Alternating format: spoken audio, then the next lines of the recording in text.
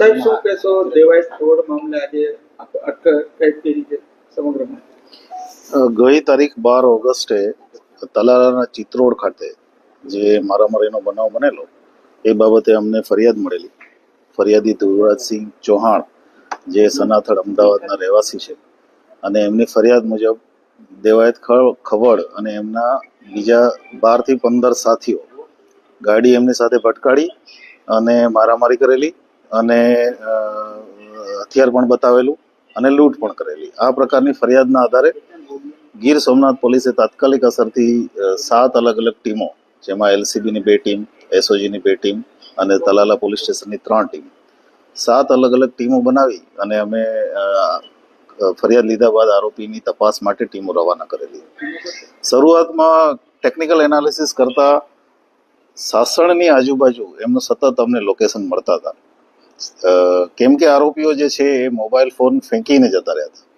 એને કારણે થઈને સતત આખી રાત અમે જુનાગઢ જિલ્લામાં સાસણ અને એના આજુબાજુના ગામડાઓમાં પહેલે દિવસે તપાસ કરી.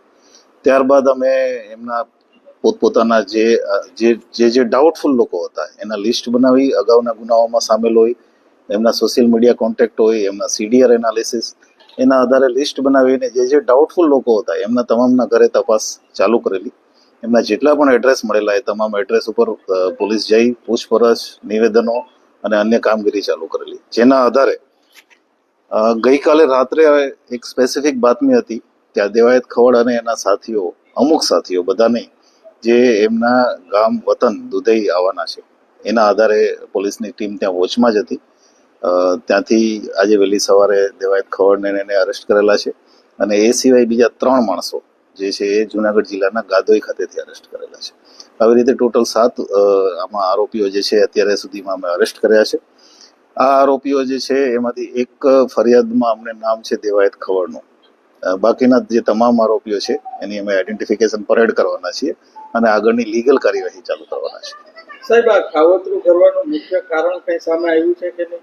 કઈ રીતે કર્યું હતું ને કોની ફરિયાદના આધારે કેટલા લોકો ઇજાગ્રસ્ત? અમારી પાસે જે ફરિયાદ આવી છે એમાં એક વ્યક્તિ ઇજાગ્રસ્ત છે અને એમની સારવાર જુનાગઢ ખાતે ચાલુ હતી.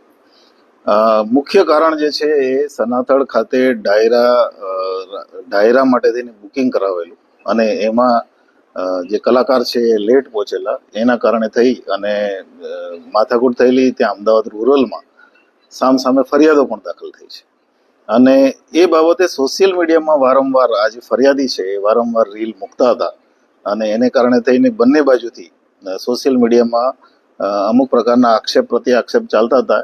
એમાંથી ઉશ્કેરાય અને કેમ કે આ ફરિયાદીએ પોતાનું સ્ટેટસ મૂક્યું હતું સોશિયલ મીડિયામાં કે અમે અત્યારે સાસણમાં છીએ, એટલે એના આધારે ફરિયાદીનું પગેરું લઈ અને અહીંયા સુધી પોતાના સાથીદારોને ભેગા કરી વાહનો લઈ અને આવીને આ ક્રાઇમ કરેલો છે. કેટલા આરોપી હજુ ફરાર છે? હજી ઇન્ટ્રોગેશન ઇન્વેસ્ટિગેશનનો વિષય છે. અમને જે વિગતો મળી છે અમે 7 આરોપી અત્યારે અરેસ્ટ કર્યા છે.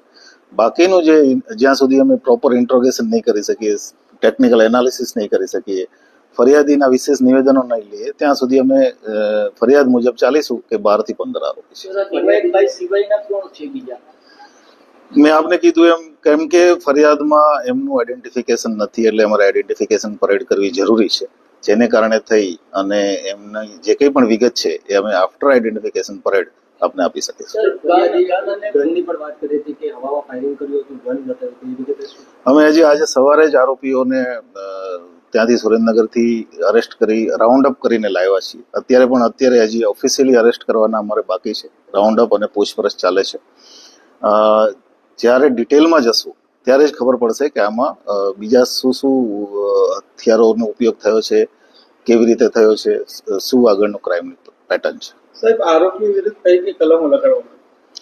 આપને ખ્યાલ છે, આપને એફઆઈઆર ની કોપી મળી ગઈ છે, પણ તેમ છતાં આપને કહી દઉં, બીએનએસ ની કલમ 109, 311, 118, 191, 1, 2 અને 3 અને 190 એવી અનેક પ્રકારની અને આર્મ્સ એક્ટની કલમો લગાવેલી છે. કેમ કે જે દેવાયત ખવડ છે એનું નામ છે એફઆઈઆરમાં અને એનું હિસ્ટ્રી અમારી પાસે છે, તો એની વિરુદ્ધમાં અત્યાર સુધીમાં 5 ગુના નોંધાયેલા છે, જેમાં એક એટેમ્પ ટુ મર્ડરનો રાજકોટમાં છે, એક જે ગુનો છે સનાથલ ખાતે જે ચીટિંગનો ગુનો છે, અને એ સિવાય આર્મ્સ એક્ટના ગુનો છે. સર, વાત કરવામાં આવે તો આરોપીઓ ચપળતાપૂર્વક પોલીસને હાથ ના લાગે તેના માટેની તકેદારી આપતા હતા, મોબાઈલો ફેંકી દીધા હતા. આમ છતાં પોલીસ એમના સુધી પહોંચી ગઈ. જો એવો સોર્સ પોલીસ કઈ રીતે એમના સુધી પહોંચી? મેં આપને કીધું એમ અમારી પાસે ટેકનિકલ ટીમ અને એનું એનાલિસિસ સાથે સાથે બાતમીદારોનું નેટવર્ક અને જે જ્યાં જ્યાં અમે ઇન્વેસ્ટિગેશન ઇન્ટ્રોગેશન માટે ગયા ત્યાંથી જે ક્લુ મળ્યા એ ક્લુના આધારે પ્લસ અમને વાહનો મળ્યા, વાહનોના માલિકોના આધારે અમે આરોપી સુધી નજીક પહોંચી અને આજે એને અરેસ્ટ કર્યા છે. સર, ગુનાના કામે જે 2 વાહનો વપરાયા હતા એ ક્યાંથી મળી આવ્યા છે અને એમાં શું આગળ હિસ્ટ્રી કઈ રીતે દેવાજ કોર્ટ સુધી પહોંચાડ્યા? જે વાહનો અમને મળી આવ્યા છે એ બંને વાહનો અન્ય જિલ્લાના છે. એક અમરેલીનું પાસિંગ છે અને એક બીજું છે રાજકોટનું છે.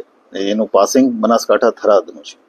આ વાહનોની ડિટેલ કાઢતા અમને વાહનોના માલિકો ઇન્ટ્રોગેશન કરવા અમને મોકો મળ્યો અને ત્યાર પછી અમે એમાં આગળ વધી શક્યા. આ બંને વાહનો 15-20 દિવસ પહેલેથી જે તે વ્યક્તિઓ દ્વારા, એમના સાથીદારો, આરોપીઓ દ્વારા લેવામાં આવ્યા હતા અને ત્યાર પછી આ ક્રાઇમમાં ઉપયોગ થયો છે. સર, ગીર સોમનાથ પ્રવાસો માટેનું કેન્દ્ર પ્રવાસ હુમલો થાય પોલીસ માટે કેવી પડકાર છે?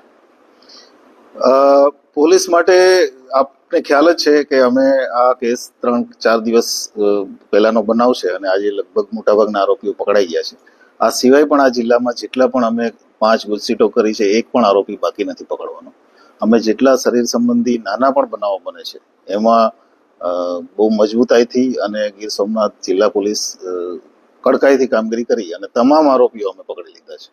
સર, માનું છો પ્રાઇમરીલી અમને એવું લાગે છે કે આ જે સોશિયલ મીડિયામાં એકબીજાને ફોલો કરતા હતા અને જે આરોપીઓ છે એ પ્રયત્નમાં હતા કે આ વ્યક્તિ જે ફરિયાદી છે એ જ્યારે પણ મોકો મળે ત્યારે એને બદલો લેવો, કેમ કે ફરિયાદીએ એમની બાઇક, એમની કાર જે તે સમયે તોડી નાખીને પાણીમાં નાખી દીધી હતી અને બદલો લેવા માટેના ઈરાદા સાથે ઘણા સમયથી એ ફિરાકમાં હતા અને એ એમને મોકો મળતા એમણે કાર્યવાહી કરી છે.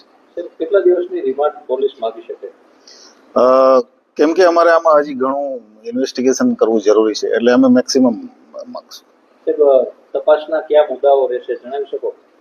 તપાસના અમારા મુખ્ય મુદ્દાઓમાં એક તો જોડતી કડી કે જે 2 ગાડી અહીંયાથી છોડી દીધા પછી કયા કયા વાહનમાં એ લોકો કઈ કઈ જગ્યાએ ગયા, ત્યાં એમને કોઈ સ્પેશિયલ મદદ કરી કે એમને પણ વિશ્વાસમાં લઈને બીજી રીતે મદદ મેળવી. કારણ કે પોલીસે ઘણું બધું આમાં ટ્રાવેલિંગ અનેક જિલ્લાઓમાં અમારે ટીમ મોકલવી પડી એટલે અનેક જિલ્લાઓમાં આરોપીઓ પથરાયેલા હતા. તો આ બધા મુદ્દા અમારા મુખ્ય રહેશે. હથિયાર, કયા હથિયારનો ઉપયોગ થયો છે એ રહેશે. સોશિયલ મીડિયામાં કોઈ એવી પોસ્ટ છે કે શું કે જેમાં ઓલરેડી અગાઉથી કંઈ ઇન્ડિકેશન આપવામાં આવ્યું તો એ પણ અમારો તપાસનો મુદ્દો રહેશે. ઇન્વેસ્ટિગેશનનો વિષય છે, અમે અમારે જરૂરિયાત મુજબ તમામ કાર્યવાહી કરશું. દેવાયત થોડ ભેગા જે લોકો છે એમની ઉપર કોઈ ગુનાહિત પ્રવૃત્તિ કરી? જુગારના કેસીસ છે, નાના મોટા મારામારીના કેસીસ છે. મેજર કોઈ અત્યારે જે અમને, કારણ કે ખૂબ જ પ્રાઇમરી વિગત છે અમારી પાસે એટલે જ્યાં સુધી અમે એનું પ્રોપર ડિટેલ નહીં કાઢીએ, ઇન્વેસ્ટિગેશન પ્રોપર નહીં કરીએ ત્યાં સુધી આપને બહુ ડિટેલમાં નહીં કહી શકીએ.